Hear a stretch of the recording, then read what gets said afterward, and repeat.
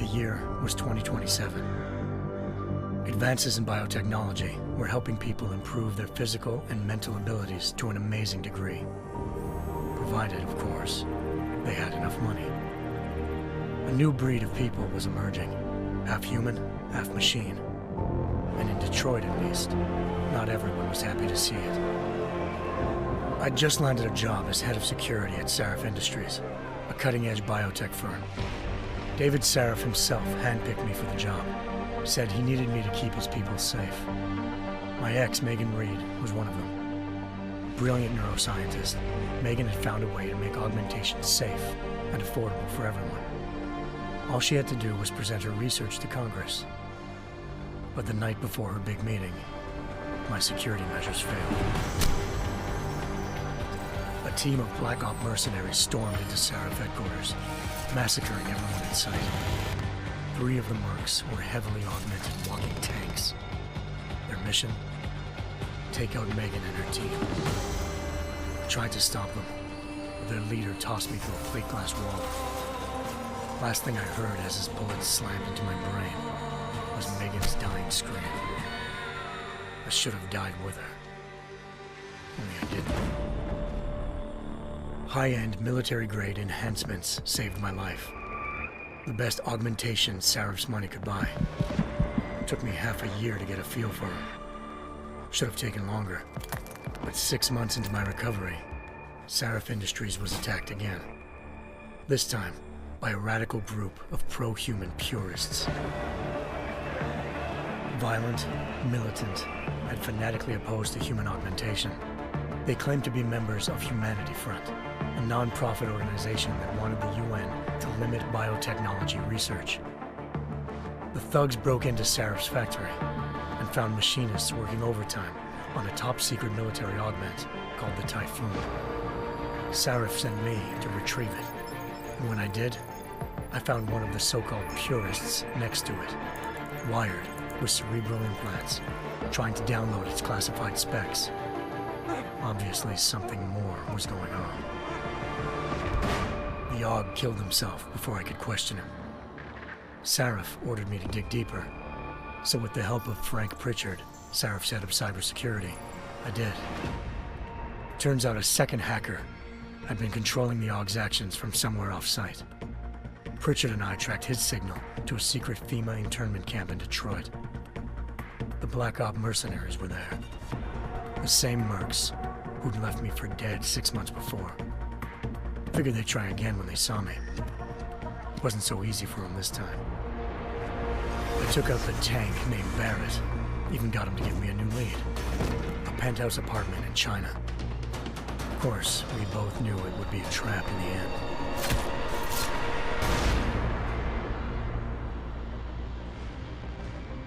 Hengsha Island, China. Home to a city so crowded, they had to build a second city on top of it. Trying to find clues in Hengsha wouldn't be easy. Lucky for me, I wasn't alone. Farida Malik, Sarif Industries' ace pilot, had lived in Hengsha before. A good person to have on your side. She knew enough about the place to get me around. Malik dropped me in the lower city, close to the penthouse Barrett had told me about. Bell Tower Associates, a private security firm under contract to the Chinese government, had agents tossing the suite when I arrived. Just not for the reason I'd been expecting. Turns out the man who lived there was a criminal hacker named Van Bruggen. The same hacker who'd been remotely controlling the AUG in Sarif's factory. Van Bruggen's panicked decision to force the man to commit suicide had been a mistake. Now his mercenary partners were gunning for him, and I needed to find him before they did. Locating Van Bruggen meant playing nice with the Triads, Hengsha's organized crime lords. They had the hacker holed up inside a low-rent capsule hotel. By the time I found him, Van Bruggen had no qualms giving up the woman who hired him. Zhao Yunru, president of the Taiyang Medical Corporation. According to Van Bruggen, Zhao wanted to monopolize the augmentation industry and had hired Black Op mercenaries to destabilize her competition. Sarif Industries was at the top of her list. To prove this, I needed to get inside TYM and grab a surveillance hologram off a server. I suspected Van Bruggen was hiding something when he told me this, but nothing could have prepared me for what I saw. Megan wasn't dead. She and her 4 best researchers had been kidnapped, spirited away somewhere while their kidnappers made it look like they were dead. Desperate to learn more, I confronted Zhao in her penthouse.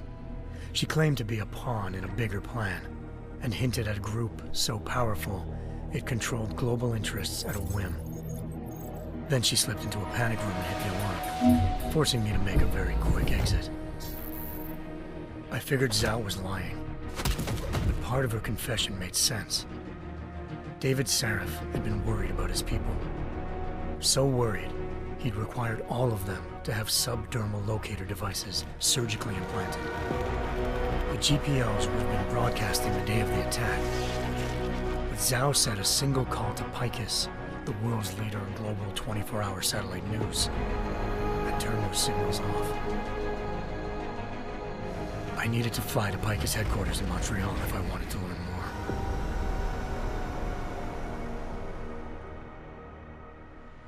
Eliza Cassan, Picus Communications' First Lady of News. Malik thought I was reaching when I told her Eliza was involved in this. The world's most famous news anchor, working with a mercenary hit squad. But when I confronted Cassan in her office, she freely admitted to jamming Detroit's satellites the night Megan's team had been taken. Said she's just been following her commands. I suspected she wanted to say more.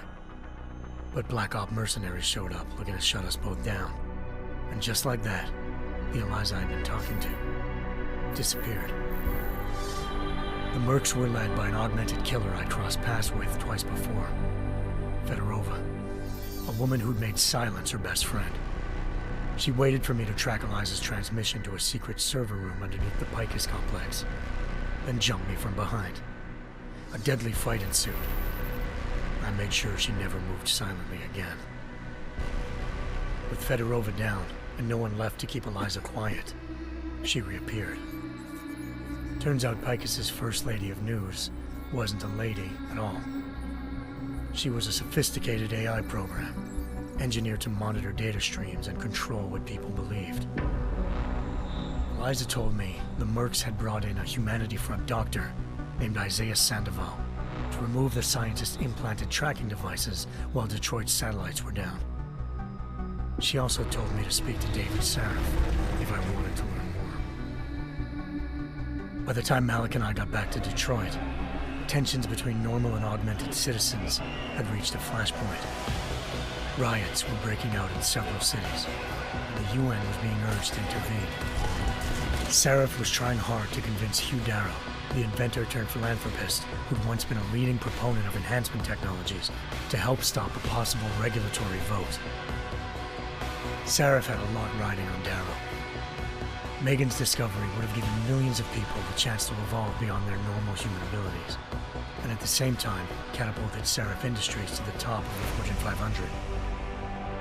According to Sarif, Megan's kidnappers knew this, and didn't want people evolving unless they controlled how it was done. He called his enemies Illuminati, and urged me to keep searching. Determined to do so, I tracked down Sandoval via America's most outspoken augmentation opponent, Bill Taggart, Sandoval's boss and founder of Humanity Front.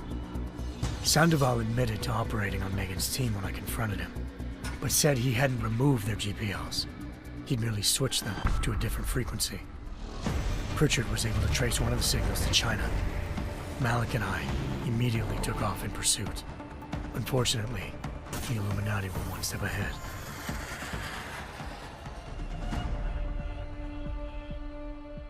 Ambushed. Shot out of the sky by Bell Tower Associates, seconds after entering Hengsha's airspace. Malik's piloting skills saved me.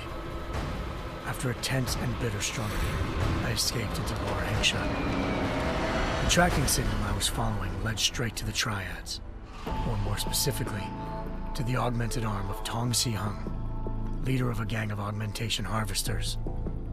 Tong said they'd taken the arm off a corpse, which Bell Tower had left at their door, meaning at least one of Sarif's scientists was dead. Maybe not the rest of them, though. Tong pointed me to a port used for human trafficking and helped me slip aboard a bell tower ship. It was sailing to Rifleman Bank Station, a military base in the South China Sea. Bell Tower was holding kidnapped civilians as prisoners there, and using them to perfect the Hyron Project, a human-computer interface that left most of its test subjects dead. My search for Megan would have ended then, if not for a mysterious ally named Quinn. In exchange for my help exposing Bell Tower, he slipped me aboard a second ship headed to Singapore, and an Illuminati-run biotech facility called Omega Ranch. 3 of Seraph's scientists were there, forced by their captors to create a technology capable of remotely shutting down augmented abilities. Thanks to an emergency recall notice issued by the World Health Organization, millions of people all over the world already had the biochip installed. With the help of the scientists, I tracked Megan to a private section of the ranch. There, I ran into Yaron Namir, the walking tank who'd put a bullet in my brain the first time we met. He'd teamed up with Zhao and was hoping to catch me off guard. Their little ambush didn't work. I found Megan in a suite belonging to Hugh Darrow, the billionaire philanthropist who'd Seraph had called on for help. Darrow had convinced her to go along with the biochip plan by promising to sabotage the tech. As she was explaining this, Darrow appeared in a global broadcast, telling the world that augmentations would be the death of mankind. Then he activated the biochips to prove his point. All over the world, augmented people flew into a killing frenzy. Darrow had betrayed everyone, and it was up to me to set things right. To do it, I had to reach Panchaea, a massive installation in the Arctic Ocean. As I raced through corridors built by an all-augmented workforce, I saw death and destruction firsthand. By the time I shut down Darrow's broadcast, I knew the damage he'd done. Still, humanity's future remained unclear. How would the world react to this sabotage? Would people ever regain their faith in augmentations again?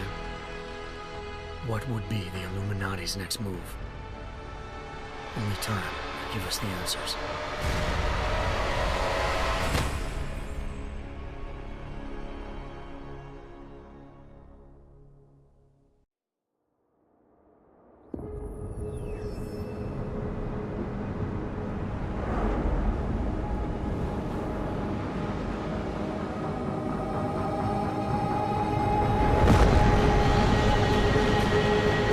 I once thought I could save the world. Now look at it.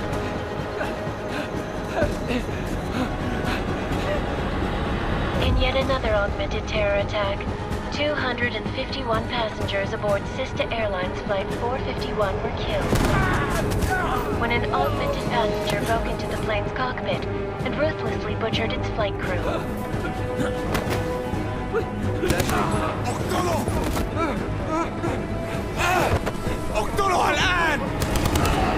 Details recovered from the black box recorder suggest that the man may have been suffering flashbacks to the AUG incident.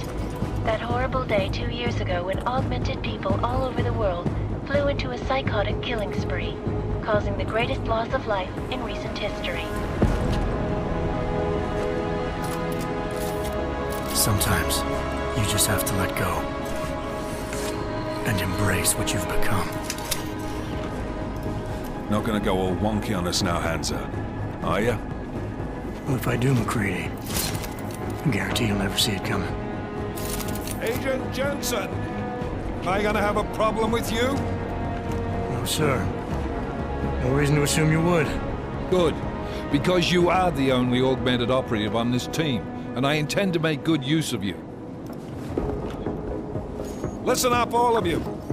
We got a sandstorm barreling down our arse and we can't afford to make mistakes. We're going after this man, an arms dealer named Shepard. He's ex-Bell Tower, one of the Special Forces commanders who disappeared during the incident. And he's come out of hiding. That cannot be good. It's not. He's selling weapons and military-grade augments to terrorists. This is Aran Singh, the undercover agent who lured Shepard out of his hole. Best you see Interpol's got. For 3 years he's worked hard to get in tight with the Jinn, an Iraqi smuggling cartel that's infected the Eastern Hemisphere like a plague. Last week, our arms dealer sent a message to the Jinn, offering to sell them a shitload of black market merchandise dirt cheap. They told Singh to handle the buy. They're not gonna like it when Interpol disrupts their party. Singh's cover really that good? It is right now. We need to keep it that way. This is where the deal's going down.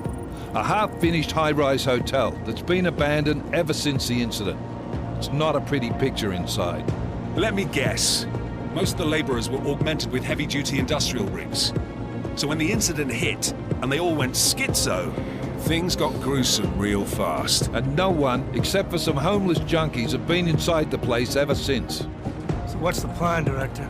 Singh's meeting Shepard on the ground floor, inside the hotel's main atrium. He sent the bulk of his Jinn crew to the penthouse levels to secure a vantage point. I want McCready's team to take up positions overlooking the atrium and make the arrest. Jensen, you're going in solo from the roof. My objectives? Keep the Jinn from joining the party. As far as we can tell, only one route connects the atrium to the penthouse level, a halfway decent elevator shaft. Here. I want you to block access to it. Fine. Just cut me loose. Do you plan on relying solely on your augments for this one? I'd recommend taking a little hardware, just to be sure.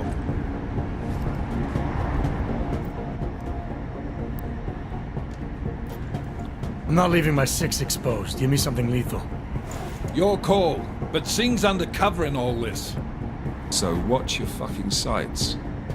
What about range? There's lots of wide spaces and high ceilings in there, but a number of tight and constrained rooms too. So it's a crapshoot, really. Well, I'm not looking to play dice with anyone in there. Give me something with distance. Your call. Less chance of being seen and compromising Singh that way. One last thing, Jensen. Singh said the Jinn are using some sort of portable Wi-Fi device to boost communications. He's got a better chance of maintaining cover if you disable it. I'll keep an eye out for it. But aren't we on the clock here? You said there's a sandstorm moving in. There is, and we got the intel on this mission at the very last minute, so we're scrambling a little. If it comes to it, your #1 priority is keeping the Jinn out of that atrium. Copy that. Time to put away your heavy thoughts, gentlemen. We're approaching the target building. You're up first, Jensen. Let's do this. Task Force Actual. This is Knife Leader. Engage Hush drives and descend to Angels 1-5.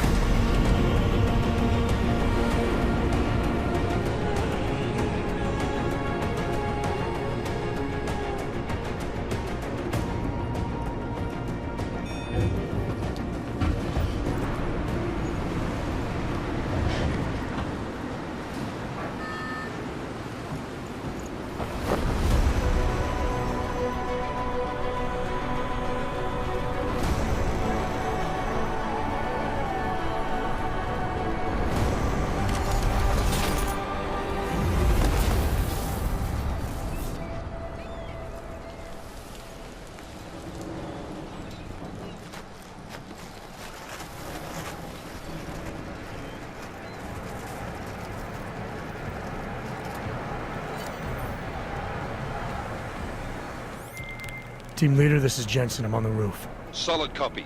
Move into the building. The access route you need to block is at the far end of the penthouses. And keep in mind, the direct route might not be the easiest one. Roger that. McCready will advise once his team is on the ground.